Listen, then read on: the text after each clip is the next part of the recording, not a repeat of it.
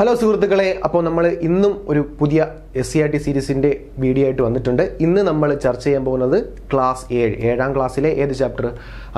അധികാരം ജനങ്ങൾക്ക് എന്ന ചാപ്റ്ററുമായി ബന്ധപ്പെട്ട് കുറച്ച് ഫാക്ട്സ് നമ്മൾ ഇന്ന് ചർച്ച ചെയ്യും.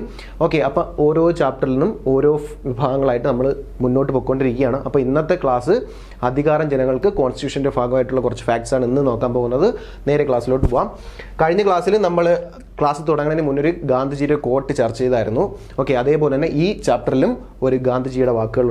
അത് വ്യക്തമായിട്ട് നമ്മൾ പഠിച്ചേ തീരും. ഓക്കെ, ഇവിടെ നോക്കിയടാ, ഗാന്ധിജിയുടെ സ്വപ്നം എന്തായിരുന്നു? ഗാന്ധിജിയുടെ സ്വപ്നം ഗ്രാമങ്ങൾ ഇവിടെ ഉണ്ട്, ഗ്രാമങ്ങൾ. അപ്പോൾ ഗ്രാമ സ്വരാജ് ആരുടേതാണെന്ന് നമുക്കറിയാം. ഗാന്ധിജിയുടെ ആശയമാണ് ഗ്രാമ സ്വരാജ്. എന്താണെന്ന് ഇവിടെ വ്യക്തമായിട്ട് വിശദീകരിക്കുന്നുണ്ട്. നോക്കാം. എൻ്റെ സങ്കല്പത്തിലുള്ള ഗ്രാമ സ്വരാജ് മുഖ്യ ആവശ്യങ്ങൾക്ക് വേണ്ടി അയൽക്കാരെ ആശ്രയിക്കേണ്ട ആവശ്യമില്ലാത്തതും. എന്താണ് ഗ്രാമ സ്വരാജ് എന്നാണ് പറയുന്നത്?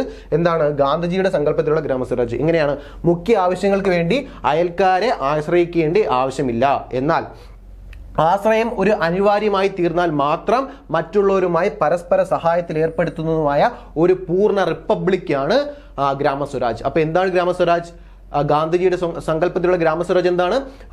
മുഖ്യ ആവശ്യങ്ങൾക്ക് വേണ്ടി അയൽക്കാരെ ആശ്രയിക്കേണ്ട കാര്യമില്ല, പക്ഷേ ഒരു ആശ്രയം അനിവാര്യമാണെന്ന് തോന്നിയാൽ മാത്രം മറ്റുള്ളവരെ ആശ്രയിക്കുന്ന ഒരു പൂർണ്ണ റിപ്പബ്ലിക്കാണെന്ത്? ഗ്രാമ സ്വരാജ്. ഓക്കെ, അപ്പോൾ അതിനാൽ തന്നെ ഓരോ ഗ്രാമത്തിൻ്റെയും പ്രധാന താല്പര്യം എന്തായിരിക്കണം? ഭക്ഷ്യവിളവും തുണിക്ക് ആവശ്യമായ പരുത്തിയുടെ വിളവും വർദ്ധിപ്പിക്കുക എന്നതായിരിക്കണം.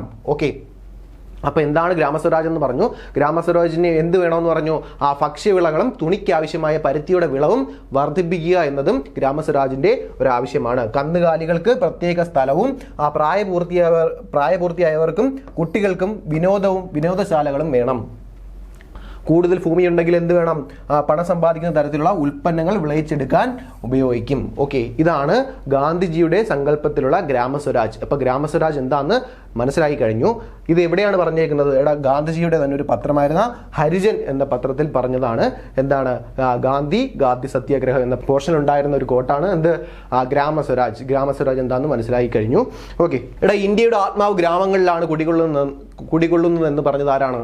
ഗാന്ധിജിയാണ്. അപ്പോൾ എന്താണ്? ഇന്ത്യയുടെ ആത്മാവ് ഗ്രാമങ്ങളിലാണ് കുടികൊള്ളുന്നതെന്നും ഗ്രാമങ്ങളുടെ വികസനത്തിലൂടെ മാത്രമേ രാജ്യപുരോഗതി സാധ്യമാകൂ എന്നും പറഞ്ഞത് ആരാണ്? ഗാന്ധിജിയാണ്. ഓക്കെ, ഇത് വ്യക്തമായിട്ട് പഠിച്ചു നോക്കിയാൽ എന്താണ്? ഇന്ത്യയുടെ ആത്മാവ് ഗ്രാമങ്ങളിലാണ് കുടികൊള്ളുന്നത്, ഗ്രാമങ്ങളുടെ വികസനത്തിലൂടെ മാത്രമേ രാജ്യപുരോഗതി സാധ്യമാകൂ എന്നുമാണ് ഗാന്ധിജി വിശേഷിപ്പിച്ചത് അല്ലെങ്കിൽ വിശ്വസിച്ചത്. ജനാധിപത്യ ഭരണത്തിന്റെ അടിസ്ഥാന ഘടകം ഗ്രാമങ്ങളായതിനാൽ പഞ്ചായത്തുകളുടെ അധികാരം എത്രത്തോളം വർദ്ധിക്കുന്നുവോ അത്രത്തോളം തന്നെ ജനക്ഷേമകരമായിരിക്കും. നമുക്കറിയാം പഞ്ചായത്ത് രാജ് സിസ്റ്റം ഇന്ന് നിലവിലുണ്ട്. അപ്പോൾ അതിനെക്കുറിച്ചുള്ള ബേസിക് ഐഡിയ നിങ്ങൾക്കുണ്ടാവും. ഓക്കെ, അപ്പോൾ ഗ്രാമങ്ങളാണ് അതിൻ്റെ അടിസ്ഥാന ഘടകം എന്ന് നമുക്കറിയാം.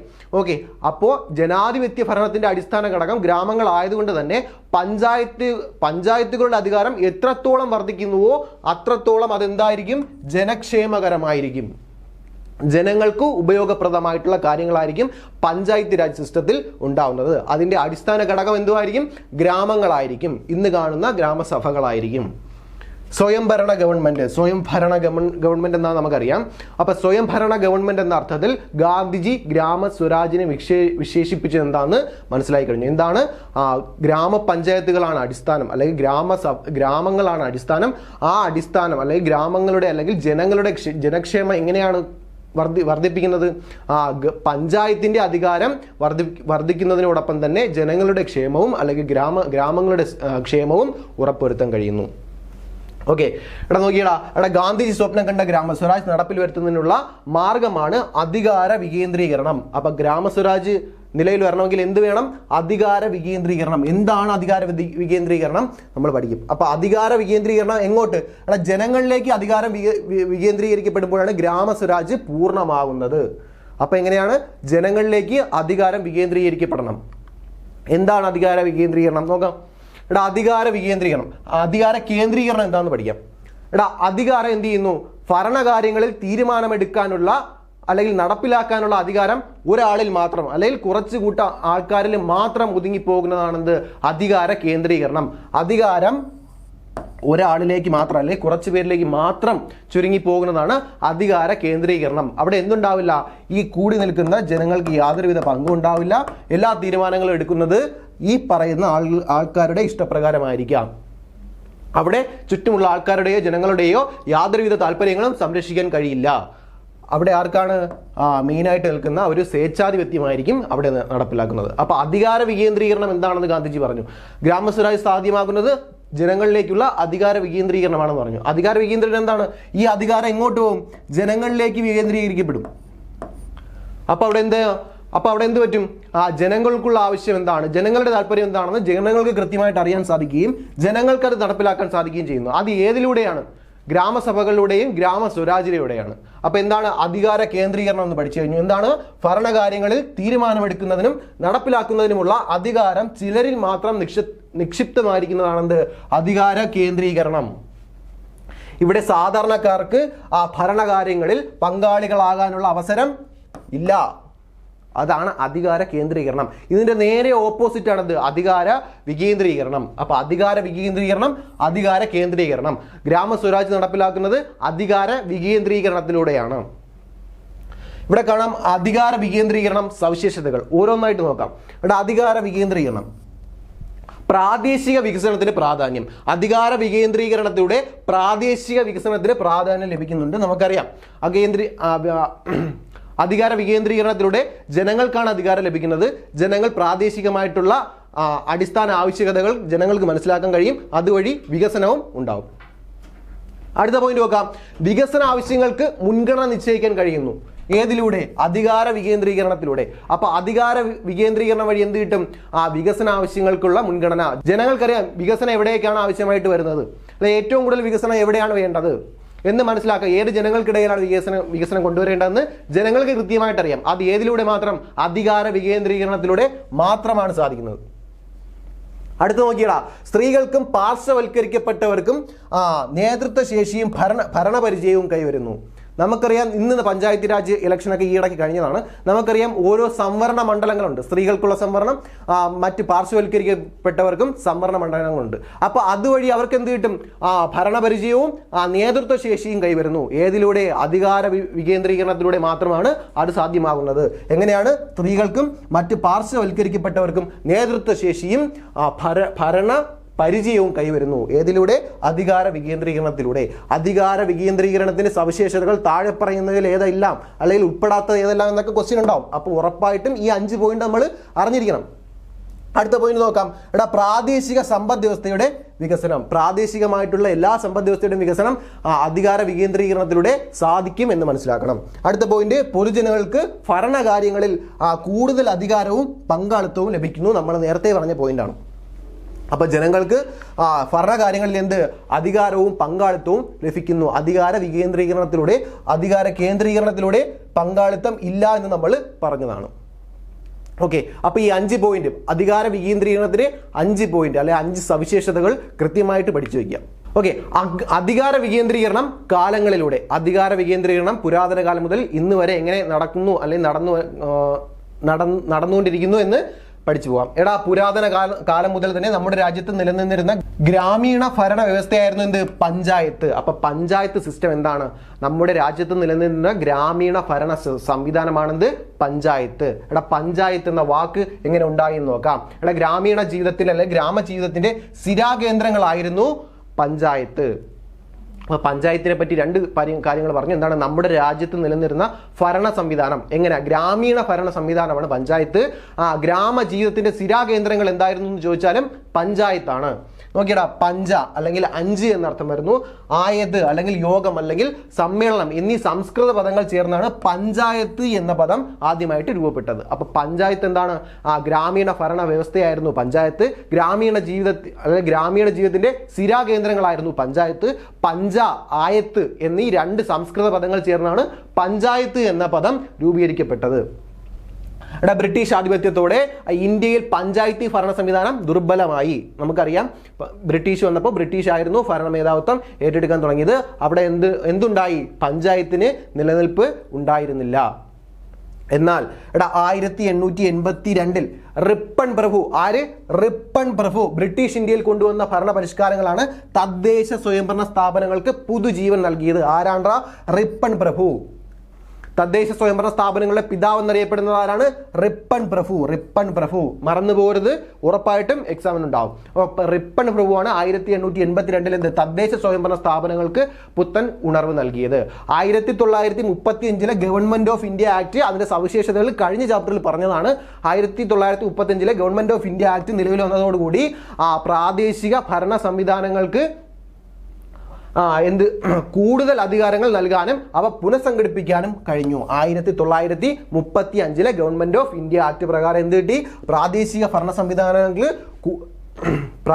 ഭരണ സംവിധാനങ്ങൾക്ക് കൂടുതൽ അധികാരങ്ങളും പുനഃസംഘടിപ്പിക്കാനും കഴിഞ്ഞു. ഓക്കെ, അപ്പൊ Ripon Prabhu, panchayat 1935 government of India act, ഈ പോയിന്റ് എങ്ങനെയാണ് അധികാര വികേന്ദ്രീകരണം സാധ്യമാകുന്നതെന്ന് പറഞ്ഞു കഴിഞ്ഞു. ഓക്കെ അല്ലേടാ? ഓക്കെ എടാ, അധികാര വികേന്ദ്രീകരണം ഭരണഘടനയിൽ എങ്ങനെ സാധ്യമാകുന്നു എന്നാണ് അടുത്ത് പറയുന്നത്. നമ്മുടെ ഇന്ത്യൻ ഭരണഘടനയിൽ നിർദ്ദേശക തത്വങ്ങൾ എന്ന് പറഞ്ഞ ഭാഗമുണ്ട്. നിർദ്ദേശക തത്വങ്ങൾ, അതായത് നമ്മുടെ ഇന്ത്യൻ അല്ലെങ്കിൽ നമ്മുടെ ഇന്ത്യൻ രാഷ്ട്രം നമുക്ക് വേണ്ടി അല്ലെങ്കിൽ നമ്മുടെ രാഷ്ട്രത്തോട് ചെയ്യേണ്ട കുറെ നിർദ്ദേശങ്ങൾ എഴുതി വെച്ചിട്ടുണ്ട്. ഏത് ഭാഗത്ത്? ഭാഗം 4 എഴുതി വെച്ചിട്ടുണ്ട്. ആ എഴുതി വെച്ചേക്കുന്നതിന്റെ കൂട്ടത്തിൽ എന്തുകൊണ്ട്? അധികാര വികേന്ദ്രീകരണം അല്ലെങ്കിൽ അനുച്ഛേദം 40, ആർട്ടിക്കിൾ 40 എന്ത്? പഞ്ചായത്തുകളുടെ രൂപീകരണത്തെ കുറിച്ച് പറയുന്നത്. അപ്പൊ നിർദ്ദേശ തത്വങ്ങളിൽ ഭാഗം 4 ആർട്ടിക്കിൾ 40 പഞ്ചായത്തുകളുടെ രൂപീകരണം പ്രതിപാദിച്ചിരിക്കുന്നത്.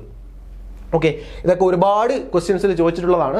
ഓക്കെ, നിങ്ങൾ ആദ്യമായിട്ട് പഠിക്കുന്നതാണെങ്കിൽ വ്യക്തമായിട്ട് പഠിക്കുക. റിവിഷൻ ആണെങ്കിൽ നിങ്ങൾക്ക് ഇത് കാണുമ്പോൾ തന്നെ ഓർമ്മ വരണം. ആർട്ടിക്കിൾ 40 എന്താണ്, നിർദ്ദേശക തത്വങ്ങൾ എന്താണ്, നിർദ്ദേശക തത്വങ്ങൾ എവിടെയാണ് പ്രതിപാദിച്ചിരിക്കുന്നത് എന്നൊക്കെ നിങ്ങൾക്ക് ഓർമ്മ ഉണ്ടാവണം. ഓക്കെ, അപ്പൊ അധികാര വികേന്ദ്രീകരണം എവിടെയാണ്? നിർദ്ദേശക തത്വങ്ങളിൽ ഭാഗം 4 ആർട്ടിക്കിൾ 40 പഞ്ചായത്തുകളുടെ രൂപീകരണം.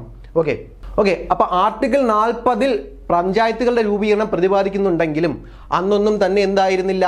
നമ്മുടെ പ്രാദേശിക ഗവൺമെന്റ് സിസ്റ്റം വളർന്നു വന്നിരുന്നില്ല. അതുകൊണ്ട് തന്നെ ഗ്രാമീണ ജീവിത അല്ലെങ്കിൽ ഗ്രാമീണ വികസന പദ്ധതികളൊന്നും തന്നെ വലുതായിട്ട് റിസൾട്ട് ഉണ്ടായിരുന്നില്ല. അപ്പൊ ഇത് പരിഹരിക്കുന്നതിന് വേണ്ടിയിട്ടാണ് പ്രാദേശിക ഭരണ സംവിധാനം മെച്ചപ്പെടുത്തുന്നതിന് വേണ്ടി 2-3 കമ്മിറ്റികൾ, 2-3 ഒരുപാട് കമ്മിറ്റികളുണ്ട്. അതിൽ പ്രധാനപ്പെട്ടത് നമുക്ക് ഇന്ന് പഠിക്കണം. അങ്ങനെ എന്ത് ചെയ്തു? 2-3 കമ്മിറ്റികൾ പ്രധാനപ്പെട്ടതായിട്ട് നിയോഗിക്കപ്പെട്ടു. ആ നിയോഗിക്കപ്പെട്ട കമ്മിറ്റികൾ നമ്മുടെ പ്രാദേശിക ഭരണ സംവിധാനം എങ്ങനെ മെച്ചപ്പെടുത്താം എന്നുള്ള രീതിയിൽ കുറെ ശുപാർശകൾ കൊണ്ടുവന്നു. അങ്ങനെ കൊണ്ടുവന്ന 2 പ്രധാനപ്പെട്ട കമ്മിറ്റികൾ നമ്മൾ ഇന്ന് പഠിക്കും. ഏതൊക്കെയാണ്? ബൽവന്ത് റായ് മേത്ത കമ്മിറ്റിയും അശോക് മേത്ത കമ്മിറ്റിയും. ഓക്കെ, അപ്പൊ അധികാര വികേന്ദ്രീകരണം എങ്ങനെയാണ് ഭരണഘടനയിൽ ഉൾക്കൊള്ളിച്ചിരിക്കുന്നത്? ഏത്? നിർദ്ദേശക തത്വങ്ങളിൽ ഭാഗം 4 അനുച്ഛേദം 40 പഞ്ചായത്തുകളുടെ രൂപീകരണം. പക്ഷെ അങ്ങനെ ഉണ്ടായിരുന്നെങ്കിലും പഞ്ചായത്ത് സംവിധാനം വളരെയധികം മെച്ചപ്പെട്ടിരുന്നില്ല. അങ്ങനെ മെച്ചപ്പെടാത്ത രീതിയിൽ ഉണ്ടായിരുന്ന ഭരണ സംവിധാനത്തെ മെച്ചപ്പെടുത്താൻ വേണ്ടി നിരവധി കമ്മിറ്റികൾ നിയോഗിക്കപ്പെട്ടു. അതിൽ പ്രധാനപ്പെട്ടതാണ് ബൽവന്ത് റായ് മേത്തയുടെയും അശോക് മേത്തയുടെയും കമ്മിറ്റി ശുപാർശകൾ. ഓക്കെ, നോക്കിയടാ, ബൽവന്ത് റായ് മേത്ത കമ്മിറ്റി 1957 നിയമിക്കപ്പെട്ട കമ്മിറ്റിയാണ് ബൽവന്ത് റായ് മേത്ത കമ്മിറ്റി. എന്തുമായി ബന്ധപ്പെട്ടിരിക്കുന്നു? പഞ്ചായത്തി രാജുമായി ബന്ധപ്പെട്ട സംവിധാനമാണ് അല്ലെങ്കിൽ ഒരു കമ്മിറ്റിയാണ് ബൽവന്ത് റായ് മേത്ത കമ്മിറ്റി. ബൽവന്ത് റായ് മേത്ത കമ്മിറ്റിയുടെ ശുപാർശകളാണ് പറയുന്നത്. ത്രിതല പഞ്ചായത്ത് സംവിധാനം അല്ലെങ്കിൽ ഇന്ന് നിലവിലുള്ള പഞ്ചായത്ത് രാജ് സംവിധാനം, അതാണ് ത്രിതല പഞ്ചായത്ത് സംവിധാനം കൊണ്ടുവന്നത് ആരാണ്?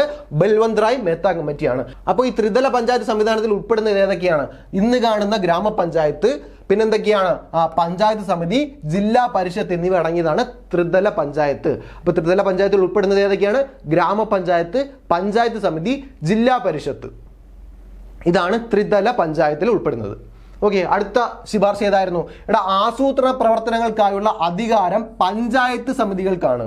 അപ്പൊ ആസൂത്രണ വികസന പ്രവർത്തനങ്ങൾ ആസൂത്രണ പ്രവർത്തനങ്ങൾ എങ്ങനെ നിർമ്മിക്കാം അല്ലെങ്കിൽ എങ്ങനെ അവ നടപ്പിലാക്കാം എന്ന് തീരുമാനമെടുക്കാനുള്ള അധികാരം ആർക്കായിരുന്നു? പഞ്ചായത്ത് സമിതികൾക്കായിരുന്നു. അതായത് 2ാമത്തെ ലെവലിൽ നിൽക്കുന്ന സമിതി, അതായത് പഞ്ചായത്ത് സമിതിക്കായിരുന്നു ആസൂത്രണ വികസന പ്രവർത്തനങ്ങൾക്കുള്ള അധികാരം കൊടുത്തിരുന്നത്. ഓക്കെ, പഞ്ചായത്ത് സമിതികൾക്ക്. പക്ഷേ അതിന്റെ മേൽനോട്ടവും സംഘാടനവും ആര് നിർവഹിച്ചിരുന്നു? ജില്ലാ പഞ്ചായത്ത്. ഏറ്റവും ടോപ്പിലുണ്ടായിരുന്ന ജില്ലാ പഞ്ചായത്താണ് പ്രാദേശിക വികസനങ്ങളുടെ മേൽനോട്ടവും സംഘാടനവും. പക്ഷെ അതിനുള്ള പ്രവർത്തനങ്ങൾക്കുള്ള അധികാരം ആർക്കായിരുന്നു? പഞ്ചായത്ത് സമിതിക്കായിരുന്നു. അതിന്റെ മേൽനോട്ടവും സംഘാടനവും ജില്ലാ പരിഷത്തിനാണ്.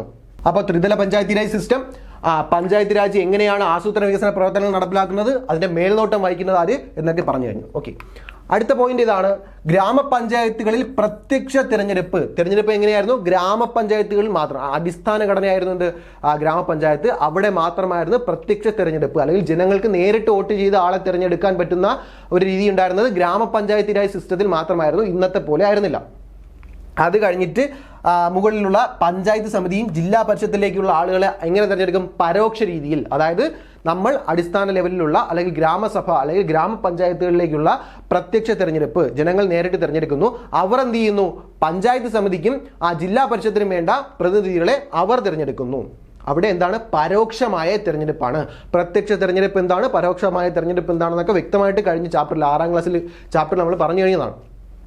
ഓക്കെ, അപ്പോൾ എന്താണ് ബൽവന്ത് റായ് മേത്ത കമ്മിറ്റി ശുപാർശ ചെയ്ത മെയിൻ പോയിന്റ്സ് പറഞ്ഞു കഴിഞ്ഞു. ഓക്കെ, അടുത്ത അശോക് മേത്ത കമ്മിറ്റി എന്താണ്? 1978 വർഷം മറന്നുപോലും. ബൽവന്ത് റായ് മേത്ത കമ്മിറ്റി 1957 ആണെങ്കിൽ അശോക് മേത്ത കമ്മിറ്റി 1978 ആണ്.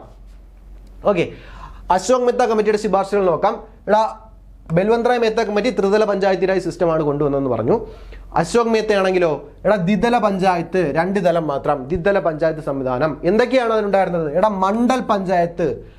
മണ്ഡൽ പഞ്ചായത്ത് സംവിധാനവും പിന്നെന്താണ്? ജില്ലാ പരിഷത്ത് എന്നിവയാണ് അശോക് മേത്ത കമ്മിറ്റി അല്ലെങ്കിൽ അശോക് മേത്ത കമ്മിറ്റി ശുപാർശ ചെയ്ത ഒരു ശുപാർശ. എന്തായിരുന്നു? ദ്വിതല പഞ്ചായത്ത്. ഇതൊക്കെ കൺഫ്യൂഷൻ ഉണ്ടാക്കാതെ പഠിച്ചു വെക്കണം. ദ്വിതല പഞ്ചായത്ത് സംവിധാനം എന്തൊക്കെയാണ്? മണ്ഡൽ പരിഷത്തും ജില്ലാ പരിഷത്തും. ഓക്കെ, ഇവിടെ ജില്ലാ പരിഷത്തിനായിരിക്കും എന്ത്? ജില്ലാതല ആസൂത്രണ ചുമതല.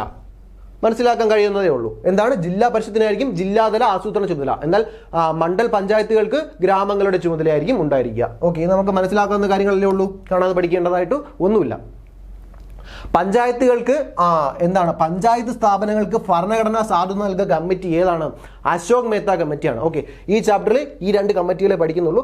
ഇനിയും കമ്മിറ്റികളുണ്ട്, അതെല്ലാം വ്യക്തമായിട്ട് പഠിക്കണം. പക്ഷേ ഇന്ന് ഈ ചാപ്റ്ററിൽ ഇത് 2 മാത്രമേ പഠിക്കുന്നുള്ളൂ. അതുകൊണ്ട് നമ്മൾ കൂടുതലായിട്ടൊന്നും പറയുന്നില്ല. ഓക്കെ, അപ്പൊ പഞ്ചായത്ത് സ്ഥാപനങ്ങൾക്ക് ഭരണഘടനാ സാധുത നൽകിയ കമ്മിറ്റി എന്ന് വെച്ചാൽ അശോക് മേത്ത കമ്മിറ്റി, വർഷം 1978. കൂടാതെ എന്ത് കൊണ്ടുവന്നു? പട്ടികജാതി പട്ടികവർഗ സംവരണം കൊണ്ടുവന്ന കമ്മിറ്റി എന്ന് വെച്ചാൽ അശോക് മേത്ത കമ്മിറ്റി 1978. ഓക്കെ, അപ്പൊ ഇത്രയും ശുപാർശകളും 2 കമ്മിറ്റിയാണ് പഠിച്ചത്. ഇത് എന്തായാലും ചോദിക്കും. ഇത് ഉറപ്പായിട്ടും നിങ്ങളൊരു പ്രീവിയസ് ക്വസ്റ്റ്യൻ എടുത്തു നോക്കിയാൽ മനസ്സിലാവും. ഇഷ്ടംപോലെ ക്വസ്റ്റ്യൻ ഈ 2 കമ്മിറ്റിയിൽ നിന്ന് ചോദിച്ചിട്ടുണ്ട്. അപ്പൊ നിങ്ങൾ ഒരിക്കലും ഈ പോയിന്റ് മിസ് ചെയ്യരുത്. ഇതിന്റെ തുടർച്ചയായിട്ട് വേറെയും പോയിന്റ്സ് ഉണ്ട്. അത് നമ്മൾ അടുത്ത ഉയർന്ന ക്ലാസ്സുകളിലേക്ക് പോകുമ്പോൾ പഠിക്കും. ഓക്കെ, ഈ 7ാം ക്ലാസ്സിൽ ഇത്രയും പോയിന്റ്സ് ആണുള്ളത്. ഓക്കെ, തുടക്കം പഞ്ചായത്ത് രാജ് സംവിധാനത്തിന് തുടക്കം എവിടെയായിരുന്നു? രാജസ്ഥാനിലായിരുന്നു. ബൽവന്ത് റായ് മേത്ത കമ്മിറ്റിയുടെ ശുപാർശ പ്രകാരം ഇന്ത്യയിൽ ആദ്യമായി പഞ്ചായത്ത് രാജ് സംവിധാനം നിലവിൽ വന്നത് എവിടെയാണ്? രാജസ്ഥാനിലാണ്. ആരുടെ നിർദ്ദേശപ്രകാരം? ബൽവന്ത് റായ് മേത്ത കമ്മിറ്റിയുടെ ശുപാർശ പ്രകാരം. എവിടെയാണ്? രാജസ്ഥാനിലാണ്. എന്നാണ്? 1959 ഒക്ടോബർ 2. വർഷം 1959 ഒക്ടോബർ 2. Previous question. ആര്? രാജസ്ഥാനിലെ നാഗൗർ ജില്ലയിൽ പ്രധാനമന്ത്രിയായ ജവഹർലാൽ നെഹ്റു ആണ് ഉദ്ഘാടനം ചെയ്തത്. ഓക്കെ, അപ്പൊ ബൽവന്ത് റായ് മേത്ത കമ്മിറ്റിയുടെ ശുപാർശ പ്രകാരം രാജസ്ഥാനിലാണ് ആദ്യമായിട്ട് പഞ്ചായത്ത് രാജ് സംവിധാനം നടപ്പിലാക്കിയത്. 1959 ഒക്ടോബർ 2 ജവഹർലാൽ നെഹ്റു ആണ് പദ്ധതി ഉദ്ഘാടനം ചെയ്തത്. അതേ വർഷം തന്നെ എവിടെയൊക്കെ? ആന്ധ്രാപ്രദേശിലും തുടർന്ന് തമിഴ്നാട്ടിലും പശ്ചിമ ബംഗാളിലും എന്ത് ചെയ്തു? പഞ്ചായത്ത് രാജ് സംവിധാനം നിലവിൽ വന്നു.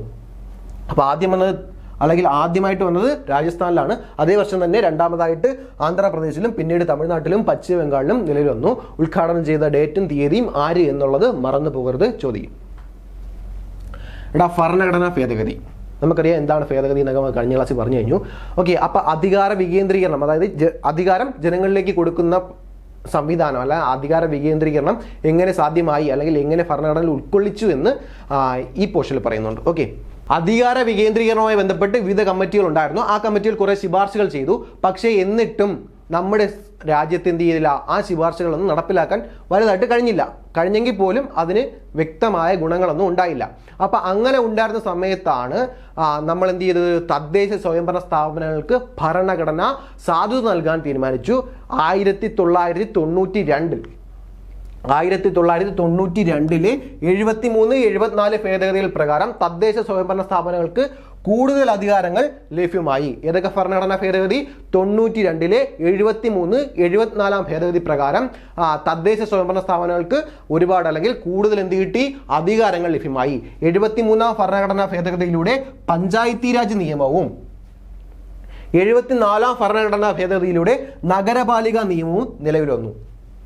ഓക്കെ, അപ്പൊ 92 ഭരണഘടനാ ഭേദഗതി ഏതൊക്കെ? 73-74 പ്രകാരമാണ് തദ്ദേശ സ്വയംഭരണ സ്ഥാപനങ്ങൾ കൂടുതൽ മെച്ചപ്പെട്ടത് അല്ലെങ്കിൽ കൂടുതൽ അധികാരം ലഭ്യമായത്.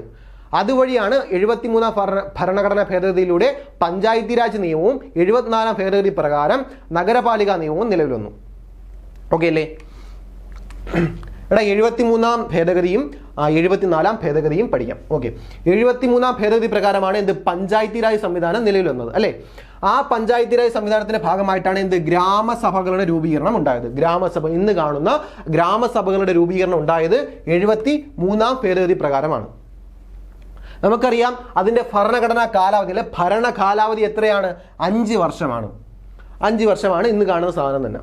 പിന്നെ പട്ടികജാതി പട്ടികവർഗ സംവരണം ഇന്ന് കാണുന്നത് തന്നെ. വനിതാ സംവരണവും ഇന്ന് കാണുന്നത് തന്നെ. കൂടുതലായിട്ടൊന്നും പഠിക്കാനില്ല. ഓക്കെ, തിരഞ്ഞെടുപ്പ് ചുമതല ആർക്കാണ്? സംസ്ഥാന തിരഞ്ഞെടുപ്പ് കമ്മീഷനാണ്. മാറിപ്പോരുത്. അപ്പൊ പഞ്ചായത്തി രാജ് സംവിധാനത്തിൽ തിരഞ്ഞെടുപ്പ് ചുമതല ആർക്കാണ്? സംസ്ഥാന തിരഞ്ഞെടുപ്പ് കമ്മീഷനാണ്. സംസ്ഥാന തിരഞ്ഞെടുപ്പ് കമ്മീഷനാണ്. 5 വർഷത്തിൽ ഒരിക്കൽ എന്ത് ചെയ്യുന്നു? ധനകാര്യ കമ്മീഷൻ മാറിക്കൊണ്ടിരിക്കുന്നു. 5 വർഷത്തിൽ ഭരണമാറ്റം ഉണ്ടാവും. ഏതിൽ? ധനകാര്യ കമ്മീഷനിൽ. പിന്നെ പറയുന്നു ത്രിതല പഞ്ചായത്തി രാജ് സിസ്റ്റമാണ്. ഏതൊക്കെയാണ്? നമുക്കറിയാം ഗ്രാമപഞ്ചായത്ത്, ബ്ലോക്ക് പഞ്ചായത്ത്, ജില്ലാ പഞ്ചായത്ത് ഇന്ന് കാണുന്ന ത്രിതല സംവിധാനം.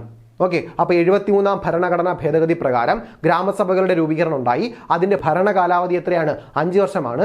ആർക്കൊക്കെ സംവരണം ഉണ്ടായി? പട്ടികജാതി പട്ടികവർഗ സംവരണം ഉണ്ടായി, വനിതകൾക്ക് സംവരണം ഉണ്ടായി. പിന്നെ തിരഞ്ഞെടുപ്പ് ചുമതല ആർക്കായിരുന്നു? സംസ്ഥാന തിരഞ്ഞെടുപ്പ് കമ്മീഷനാണ്. പിന്നെ 5 വർഷത്തിൽ ഒരിക്കൽ എന്ത് മാറുന്നു? ധനകാര്യ കമ്മീഷൻ ഉണ്ടാകുന്നു. പിന്നെ എന്ത് ചെയ്യുന്നു? 3 തലം.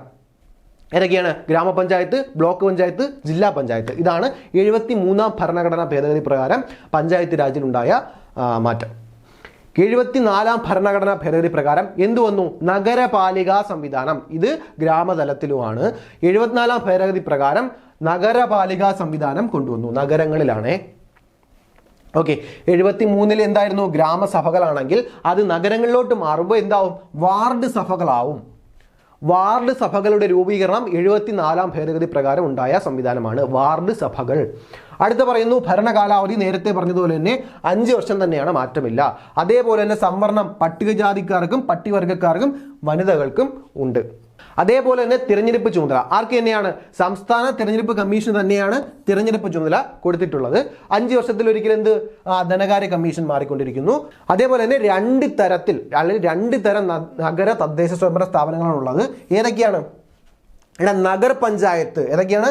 നഗർ പഞ്ചായത്തും അല്ലെങ്കിൽ മുനിസിപ്പൽ കൗൺസിൽ അല്ലെങ്കിൽ മുനിസിപ്പൽ കോർപ്പറേഷൻ ആണ് നമ്മുടെ നഗരപാലിക സംവിധാനത്തിലൂടെ നിലവിൽ വന്നത്. ഏതൊക്കെയാണ്? നഗർ പഞ്ചായത്തും മുനിസിപ്പൽ കൗൺസിൽ. കേരളത്തിൽ മുനിസിപ്പാലിറ്റി അല്ലെങ്കിൽ കോർപ്പറേഷൻ. അത് എന്താണ്? മുനിസിപ്പാലിറ്റിയും കോർപ്പറേഷൻ എങ്ങനെയാണ്? ജനസംഖ്യ അടിസ്ഥാനത്തിൽ മാറും. ഒരുപാട് ജനസംഖ്യ ഉണ്ടെങ്കിൽ അത് കോർപ്പറേഷൻ ആവും, അതിൽ കുറവ് ജനസംഖ്യ ആണെങ്കിൽ മുനിസിപ്പാലിറ്റി ആവും. ഓക്കെ, അപ്പോൾ എന്തൊക്കെയാണ്? 2 തരത്തിലുള്ള ഭരണ സംവിധാനമാണ് അല്ലെങ്കിൽ ഭരണ സ്ഥാപനങ്ങളാണ് നഗർ പഞ്ചായത്തും മുനിസിപ്പാലിറ്റി അല്ലെങ്കിൽ മുനിസിപ്പൽ കൗൺസിലുമാണ്.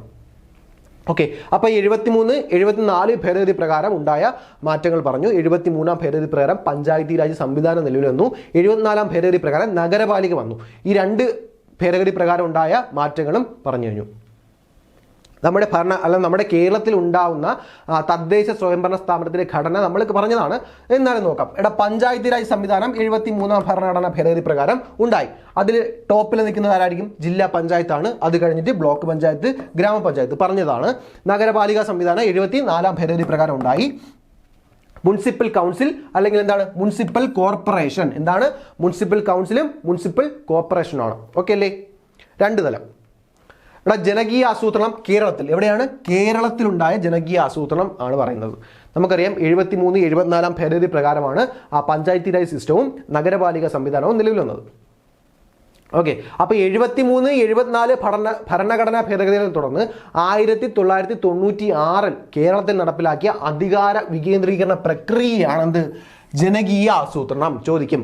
73, 74 ഭരണഘടനാ ഭേദഗതികളെ തുടർന്ന് 1996 കേരളത്തിൽ നടപ്പിലാക്കിയ അധികാര വികേന്ദ്രീകരണ പ്രക്രിയ അറിയപ്പെടുന്നത് ജനകീയ ആസൂത്രണം. പ്രാദേശിക ഭരണ സംവിധാനത്തിന് കൂടുതൽ അധികാരങ്ങളും. എന്താണ് പ്രാദേശിക ഭരണ സംവിധാനം? എന്താണ് നമുക്കറിയാം എന്താണ് പ്രാദേശിക ഭരണ സംവിധാനം എന്ന്. അതിനെന്താണ് കൂടുതൽ അധികാരങ്ങളും ചുമതലകൾ നൽകി അവ നടപ്പിലാക്കാൻ ആവശ്യമായ ആരൊക്കെ? ഉദ്യോഗസ്ഥർ, സ്ഥാപനങ്ങൾ, ഫണ്ട് എന്നിവ ലഭ്യമാക്കാൻ ജനകീയ ആസൂത്രണം വഴിയൊരുക്കി. അപ്പൊ എന്താണ് ജനകീയ ആസൂത്രണം? 73, 74 ഭരണഘടനാ ഭേദഗതികളെ തുടർന്ന് 1996 കേരളത്തിൽ നടപ്പിലാക്കിയ അധികാര വികേന്ദ്രീകരണ പ്രക്രിയ അറിയപ്പെടുന്നത് ജനകീയ ആസൂത്രണം എന്ന പേരിലാണ്. ഈ പ്രാദേശിക ഭരണ സംവിധാനത്തിന് കൂടുതൽ അധികാരങ്ങളും ചുമതലകൾ നൽകി അവ നടപ്പിലാക്കുന്നതിന് വേണ്ടിയുള്ള ഉദ്യോഗസ്ഥരും സ്ഥാപനങ്ങളും ഫണ്ടും എന്നിവ ലഭ്യമാക്കാൻ ആർക്ക് കഴിഞ്ഞു? ജനകീയ ആസൂത്രണം വഴി കഴിഞ്ഞു. ഇതിന്റെ ഫലമായിട്ട് അല്ലെങ്കിൽ ഈ ഭരണഘടനാ ഭേദഗതികളുടെ ഫലമായിട്ട് തന്നെ തദ്ദേശ സ്വയംഭരണ സ്ഥാപനങ്ങളിൽ 33% സംവരണം. ആർക്ക്? സ്ത്രീ സംവരണം. ഇത് പഠിച്ചു വെച്ചോ. 33 കേരളത്തിലെ കാര്യമാണേ പറയുന്നത്. 33% സ്ത്രീ സംവരണം ഏർപ്പെടുത്തിയിരുന്നു. എന്നാൽ 2005 പഞ്ചായത്ത് രാജ് ആക്ട് പ്രകാരം കേരളത്തിലെയാണ് മാറിപ്പോരുന്നത്. 2005 പഞ്ചായത്ത് രാജ് ആക്ട് ഭേദഗതിയിലൂടെ തദ്ദേശ സ്വയംഭരണ സ്ഥാപനങ്ങളിലെ സ്ത്രീ പ്രാതിനിധ്യം എത്രയാക്കി? 50% ഉയർത്തി. കേരളത്തിൽ, ഞാൻ ഊന്നി പറയുന്നത് കേരളത്തിലായതുകൊണ്ട് മാത്രമാണ്. ഓക്കെ, അപ്പൊ എന്തായിരുന്നു? 33% സ്ത്രീ സംവരണമായിരുന്നു ഉണ്ടായിരുന്നത് അല്ലെങ്കിൽ ഏർപ്പെടുത്തിയിരുന്നത്. അത് 2005 കേരള പഞ്ചായത്ത് രാജ് ആക്ട് പ്രകാരം അല്ലെങ്കിൽ ഭേദഗതി പ്രകാരം എന്ത് ചെയ്തി? സ്ത്രീ പ്രാതിനിധ്യം 50% ഉയർത്തി. ഓക്കെ, തദ്ദേശ സ്വയംഭരണ സ്ഥാപനങ്ങളുടെ പദ്ധതി വിഹിതത്തിൽ 10% സ്ത്രീകൾക്ക് മാത്രമുള്ള പദ്ധതികൾക്കായിട്ട് മാറ്റിവെക്കാനും ഈ ഭേദഗതി മാറ്റം വരുത്തി. എന്തൊക്കെയാണ്? 33% സ്ത്രീ സംവരണം 50% ഉയർത്തി. തദ്ദേശ സ്വയംഭരണ സ്ഥാപനങ്ങളുടെ പദ്ധതി വിഹിതത്തിൽ 10% സ്ത്രീകൾക്ക് വേണ്ടി മാത്രമുള്ള പദ്ധതികൾക്കായിട്ട് മാറ്റിവെക്കണം. അപ്പൊ അങ്ങനെയുള്ള കാര്യക്ഷമമായ അധികാര വികേന്ദ്രീകരണ പ്രക്രിയയിലൂടെയാണ് കേരളം രാജ്യത്തിന് മാതൃകയായിട്ട് മാറിയത്. ഓക്കെ, അപ്പൊ ജനകീയ ആസൂത്രണം അല്ലെങ്കിൽ പഞ്ചായത്ത് രാജ് സംവിധാനവും നഗരപാലിക സംവിധാനവും എങ്ങനെയാണ് കേരളത്തിൽ പ്രാവർത്തികമായെന്ന് പറഞ്ഞു കഴിഞ്ഞു. എങ്ങനെയാണ് സ്ത്രീ സംവരണം, എങ്ങനെയാണ് സ്ത്രീകൾക്ക് വേണ്ടിയുള്ള പദ്ധതി വിഹിതം എങ്ങനെയാണെന്നും പറഞ്ഞു കഴിഞ്ഞു. എങ്ങനെയാണ് ജനകീയ ആസൂത്രണം അധികാര വികേന്ദ്രീകരണത്തിന് സഹായമായെന്നും പറഞ്ഞു കഴിഞ്ഞു. ഓക്കെ, കാര്യങ്ങൾ മനസ്സിലായല്ലോടാ. ചുമതലകളാണ്, അതായത് പഞ്ചായത്ത് രാജ് സംവിധാനത്തിന്റെ ചുമതലകളാണ്. നമുക്കറിയാം നമ്മുടെ തദ്ദേശ സ്വയംഭരണ സ്ഥാപനങ്ങളിൽ നമ്മൾ ദിവസം കാണാറുള്ളതാണ്. അവിടെ എന്തിനൊക്കെയാണ് നമ്മൾ ചെയ്യുന്നത്, അവിടെ ചെല്ലുമ്പോൾ നമ്മുടെ ആവശ്യങ്ങൾ എന്തൊക്കെ അവർ നിറവേറ്റി തരുന്നുണ്ട് എന്നൊക്കെ PSC ക്വസ്റ്റ്യന് ചോദിക്കും. ഓക്കെ, അത് വ്യക്തമായിട്ട് പഠിക്കണം. ഓക്കെ, നോക്കിയടാ, ജനന മരണ രജിസ്റ്റർ ചെയ്യൽ ഇത് ആരുടെ ചുമതലയാണ്? ഒരു തദ്ദേശ സ്വയംഭരണ സ്ഥാപനത്തിന്റെ ചുമതലയാണ് ജനന മരണ രജിസ്റ്റർ ചെയ്യൽ. പിന്നെന്താണ്? സ്ഥിതി വിവര കണക്കുകൾ സ്വീകരിക്കൽ, സ്റ്റാറ്റിസ്റ്റിക്കൽ റിപ്പോർട്ടൊക്കെ തയ്യാറാക്കുന്നതാണ് തദ്ദേശ സ്വയംഭരണ സ്ഥാപനങ്ങളാണ്. പിന്നെന്താണ്? പ്രാഥമിക വിദ്യാലയങ്ങളുടെ മേൽനോട്ടം. പ്രാഥമിക വിദ്യാലയങ്ങൾ മാത്രമാണ്. പ്രാഥമിക വിദ്യാലയങ്ങളുടെ മേൽനോട്ടവും ചുമതലയും ആർക്കാണ്? തദ്ദേശ സ്വയംഭരണ സ്ഥാപനങ്ങൾക്കാണ്. പിന്നെന്താണ്? മാതൃ ശിശു വികസനം. പിന്നെന്താണ്? കെട്ടിട നിർമ്മാണത്തിന് അനുമതി നൽകൽ ആരുടെയാണ്? തദ്ദേശ സ്വയംഭരണ സ്ഥാപനത്തിന്റെ ചുമതലയാണ്. അടുത്ത് പറയുന്നു, പരമ്പരാഗത ജലസ്രോതസ്സുകൾ സംരക്ഷിക്കുന്നത് ആരാണ്? തദ്ദേശ സ്വയംഭരണ സ്ഥാപനങ്ങളാണ്. അതുകൂടാതെ തന്നെ മാലിന്യ നിർമ്മാർജ്ജനം, വളർത്തുമൃഗങ്ങൾക്ക് ലൈസൻസ് നൽകൽ, ഇതെല്ലാം തദ്ദേശ സ്വയംഭരണ സ്ഥാപനങ്ങളുടെ ചുമതലകളാണ്. ഈ ആവശ്യങ്ങൾക്കായിട്ട് അല്ലെങ്കിൽ ഇതിന് മിക്കുള്ള ആവശ്യങ്ങൾക്കായിട്ട് നമ്മൾ എന്ത് ചെയ്യുന്നു? വില്ലേജ് ഓഫീസിലോ പഞ്ചായത്തുകളിലോ നമ്മൾ ഇറങ്ങിയിട്ടുണ്ടാവുമല്ലോ. അപ്പോൾ നിങ്ങൾക്ക് മനസ്സിലാക്കാവുന്ന കാര്യങ്ങളേ ഉള്ളൂ. എന്തൊക്കെയാണെന്ന് വ്യക്തമായിട്ട് പഠിക്കുക. എന്തൊക്കെയാണ്? ജനനമരണം രജിസ്റ്റർ ചെയ്യൽ, സ്ഥിതിവിവര കണക്കുകൾ, പ്രാഥമിക വിദ്യാലയങ്ങളുടെ ചുമതല, മാതൃശിശു വികസനം, കെട്ടിട നിർമ്മാണത്തിന് അനുമതി നൽകൽ, പിന്നെന്താണ്? പരമ്പരാഗത ജലസ്രോതസ്സുകൾ സംരക്ഷിക്കൽ, മാലിന്യ നിർമ്മാർജ്ജനം, പിന്നെന്താണ്? വളർത്തു നായകൾക്കുള്ള ലൈസൻസ് നൽകൽ. ഇതെല്ലാം എന്താണ്? തദ്ദേശ സ്വയംഭരണ സ്ഥാപനങ്ങളിലെ ചുമതലകളാണ്. ഒരു പോയിന്റും വിട്ടുപോകരുത്, പഠിച്ചു വയ്ക്കാം, കൺഫ്യൂഷൻ ഉണ്ടാകരുത്. ഓക്കെ, ജനാധിപത്യം എന്താണ് പറയുന്നത്? നമ്മൾ പറഞ്ഞു കഴിഞ്ഞതാണ്, എന്നാലും ഇവിടെ പറയുന്നുണ്ട്. ജനാധിപത്യം അർത്ഥവത്താക്കുന്നത് അധികാരത്തിൽ എങ്ങനെയാ? ജനങ്ങൾ പങ്കാളികളാകുമ്പോഴാണ്. നമ്മൾ പറഞ്ഞു കഴിഞ്ഞു, അധികാരത്തിൽ ജനങ്ങൾ പങ്കാളികളാകുമ്പോഴാണ് അധികാര വികേന്ദ്രീകരണം നടക്കുന്നതും ജനങ്ങൾക്ക് അത് അത്രയും ക്ഷേമകരമായിട്ട് മാറുകയും ചെയ്യുന്നത്. ഓക്കെ, അപ്പോൾ അധികാര വികേന്ദ്രീകരണം എങ്ങനെയാണ് ഉറപ്പ് നൽകുന്നത്? ജനങ്ങൾ അവിടെ പങ്കാളികളാകുമ്പോൾ മാത്രമാണ്. ഓക്കെ, അപ്പോൾ ഒരു സമൂഹത്തിൽ എല്ലാ വിഭാഗം ജനങ്ങൾക്കും ഭരണത്തിൽ പങ്കാളികളാകുന്ന പ്രക്രിയയാണ് എന്ത്? അധികാര വികേന്ദ്രീകരണം അല്ലെങ്കിൽ പഞ്ചായത്തി രാജ് സംവിധാനം. അതുകൊണ്ട് തന്നെ അധികാര വികേന്ദ്രീകരണത്തിലെ വെല്ലുവിളികൾ തരണം ചെയ്തും അവ പരിഹരിച്ചും മുന്നോട്ട് പോകേണ്ടത് ജനാധിപത്യം ശക്തിപ്പെടുത്തുന്നതിൻ്റെ ആവശ്യകതയാണ്. ഓക്കെ, അപ്പോൾ എന്താണ് അധികാര വികേന്ദ്രീകരണം, എന്താണ് അധികാര കേന്ദ്രീകരണം, പഞ്ചായത്തി രാജ് സംവിധാനം, നഗരപാലിക സംവിധാനം, അത് ഭരണഘടനയിൽ ഉണ്ടായ മാറ്റം, ഇത് എവിടെയൊക്കെയാണ് പ്രതിപാദിക്കുന്നത്? ഓക്കെ, ഇതെല്ലാം നമ്മൾ പറഞ്ഞു കഴിഞ്ഞു. ഓക്കെ, അപ്പോൾ അധികാര വികേന്ദ്രീകരണം, അധികാരം ആർക്കാണ് അധികാരം? ജനങ്ങൾക്കാണ് അധികാരം. ഓക്കെ, ഇത്രയും കാര്യം നമ്മൾ വ്യക്തമായിട്ട് പറഞ്ഞു കഴിഞ്ഞു. 7ാം ക്ലാസ്സിലെ ചാപ്റ്ററാണ്. ഇത്രയും പോയിന്റ്സ് ആണ് നമുക്ക് PSC സ്റ്റുഡൻറ് എന്ന രീതിയിൽ നമുക്ക് പഠിക്കാനുള്ളത്. നമുക്ക് വേണ്ടത് മാർക്ക് മാത്രമാണ്. ആ മാർക്ക് വേണ്ടി നമ്മൾ എന്ത് ചെയ്യുക? വ്യക്തമായിട്ട് പഠിക്കുക. നിങ്ങൾ പഠിച്ചുകൊണ്ടിരിക്കുന്ന ആൾക്കാരാണെങ്കിൽ വ്യക്തമായിട്ട് പഠിക്കുക. പഠിച്ചു കഴിഞ്ഞതാണെങ്കിൽ ഒരു റിവിഷൻ ടെസ്റ്റ് പോലെ നിങ്ങൾ ഈ വീഡിയോ ഷെയർ ചെയ്ത് കാണുക. Okay, thank you.